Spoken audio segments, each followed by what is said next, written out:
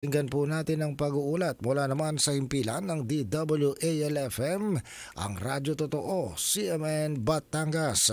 CNN Live Nationwide. Renz Belda, magandang araw sa iyo.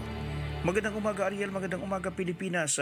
Nagsagawa ng capacity building for local stakeholders of Batangas City Integrated Natural Resources Management Planning ang pamahalang lungsod ng Batangas katuwang ang USAID Climate Resilient Cities Project.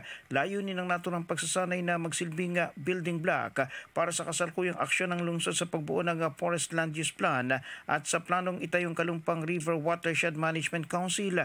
Hangad din ito na makapagbigay ng kasanayan at kakayahan para pamunuan ng local resource planning and management at maibahagi ang mga kaalaman sa mga katuwang na ahensya.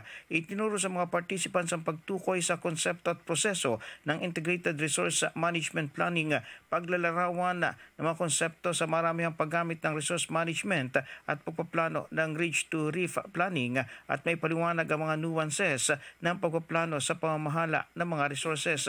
Dumalo rito mga kawani ng konsernadong Departamento ng Pamahalang Lungsod, kabilang ang City Enro, City Planning and Development Office, gayon din ang City Disaster Risk Reduction and Management Office, Fisheries Division ng City Veterinary, City Agriculture at mga katuwang na ahensya tulad ng Bantay Dagat at ng Batangas State University.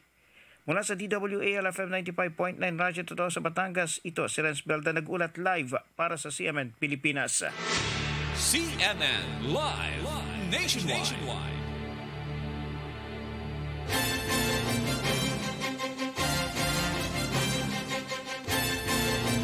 Maraming salamat, Renz Belda, mula po naman sa himpilan ng DWALFM, ang Radyo Totoo, CMN Batangas.